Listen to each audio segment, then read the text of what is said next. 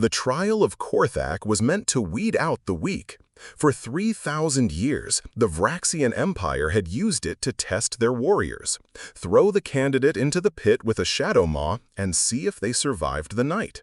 Most didn't last an hour. When the Vraxians demanded Earth send a champion for the diplomatic trials, humanity sent Lieutenant Emily Chen. The Vraxians took one look at the 5'4" woman and started preparing her funeral rites. "This is insulting," growled War Chief Draxnor, his forearms crossed. "We asked for your greatest warrior." "You asked for our best survivor," Admiral Morrison corrected. "That's Emily." Emily stood at the pit's edge, peering down at the darkness. The other candidates, massive warriors from various warrior species, were being fitted with armor and weapons. Emily just had her standard uniform and a backpack.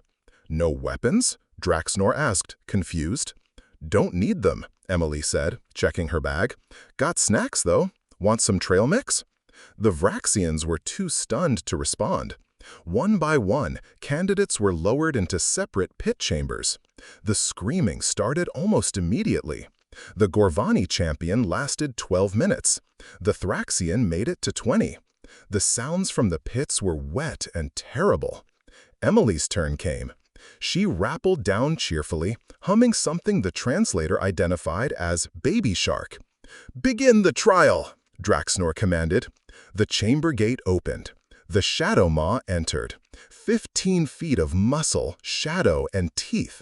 It was a creature of living darkness, able to phase between solid and smoke, with eyes that glowed like dying stars. Its claws had evolved to pierce any armor, its teeth to crush any bone. The viewing gallery watched through night vision feeds as the beast stalked toward Emily, who had sat down and was unpacking her bag. "Is she making herself comfortable?" someone whispered. Emily pulled out a blanket and spread it on the ground. Then she opened what appeared to be a container of food. The smell wafted toward the Shadow Maw, who paused, confused. Prey didn't usually smell. Interesting. "Here, kitty, Emily called softly. "You hungry?" "Course you are. They probably don't feed you properly. Bet they just throw condemned prisoners at you and call it a day." The Shadow Maw circled, uncertain. This prey wasn't running or fighting. It was offering something? Emily tossed a piece of beef jerky halfway between them. "It's teriyaki flavored, my mom's recipe." The beast sniffed, then devoured the morsel. Its tail, previously rigid with hunting instinct, drooped slightly. "Good boy? Girl? Not sure. Doesn't matter." Emily threw another piece, closer to herself. "You know, I had a cat once, Mr. Whiskers. Meanest stray you ever saw. Hissed at everyone. Took me 3 months of feeding him before he'd let me pet him." The Shadow Maw crept closer, drawn by the food and the strange, calm voice. Emily didn't move, didn't tense. She just kept talking, her voice low and soothing. "The thing about predators," she said, pulling out a thermos, "is they're really just big cats. And cats are simple. They want food, warmth, and someone who doesn't annoy them." She poured water into a collapsible bowl. When's the last time someone gave you fresh water instead of blood to lap up? 3 hours later, War Chief Draxnor ordered the pit opened.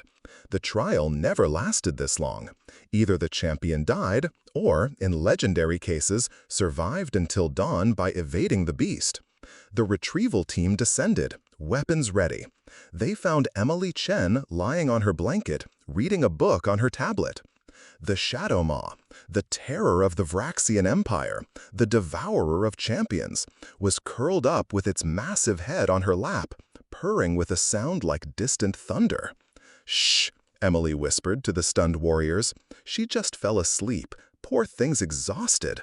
Probably hasn't had a good nap in years." It's purring?"